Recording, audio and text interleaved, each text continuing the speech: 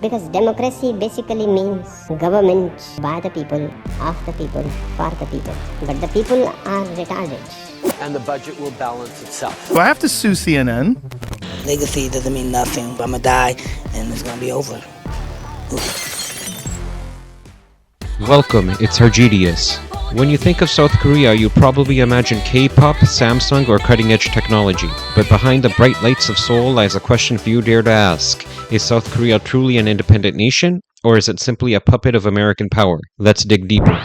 After the Korean War ended in 1953, the United States and South Korea signed a mutual defense treaty. It guaranteed U.S. protection against the North, but it also locked Seoul into America's security umbrella. From that moment on, U.S. soldiers never left. To this day, nearly 28,000 American troops are stationed across the country, anchored at Camp Humphreys, the largest U.S. military base in the entire world. Why? Because Washington doesn't just defend South Korea, it uses the peninsula as a strategic outpost to project power against North Korea, China, and even Russia. And let's face it, once you're defeated or vulnerable and the Americans are involved, they're not leaving.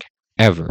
Here's the catch. For decades, South Korea didn't even control its own army in wartime. In the event of conflict, command authority belonged to a U.S. general. Even today, operational control during war sits under a combined command where America has the final say. Think about that. A so-called sovereign state, but when the missiles start flying, someone in Washington decides what its military does.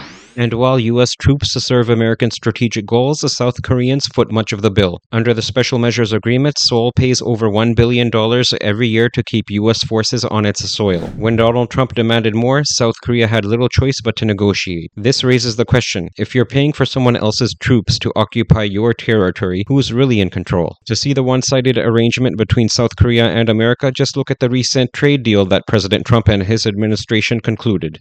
Now, the South Koreans have agreed to invest $315 billion into U.S. projects selected by President Trump. This can include shipbuilding, chips, batteries, and to purchase $100 billion of U.S. energy products. This totals $450 billion in direct investments, while still getting slapped with a 15% tariff. America wins, and South Korea loses.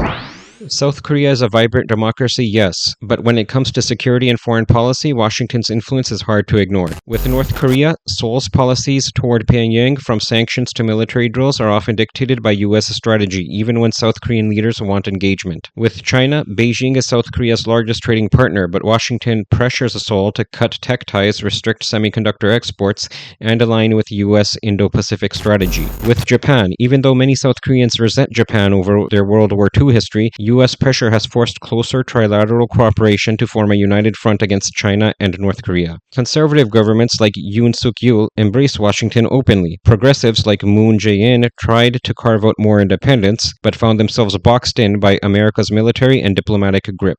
This direct control from Washington over its trade and war policies may have trickled down into a kind of Stockholm syndrome for a lot of South Koreans, which may explain why their top influencers run to the beck and call of the American woke right. So is South Korea really sovereign, or is it caught in a system where its most vital decisions, war and peace, trade and diplomacy, are shaped in Washington more than in Seoul? The basis, the cost sharing, the chain of command, and the strategic alignment all point to one reality. South Korea's independence is conditional. It may have the appearance of sovereignty, but in practice, America holds the strings. South Korea stands as a modern, prosperous democracy, but behind the K-pop and skyscrapers, the uncomfortable truth remains. It's a frontline outpost in America's great power rivalry. So I'll leave you with this question. Is South Korea charting its own future, or simply following orders from across the Pacific? Thank you for joining me today. If you enjoyed this broadcast, know that I enjoyed having you. Feel free to hit like and subscribe, and I'll catch you next time.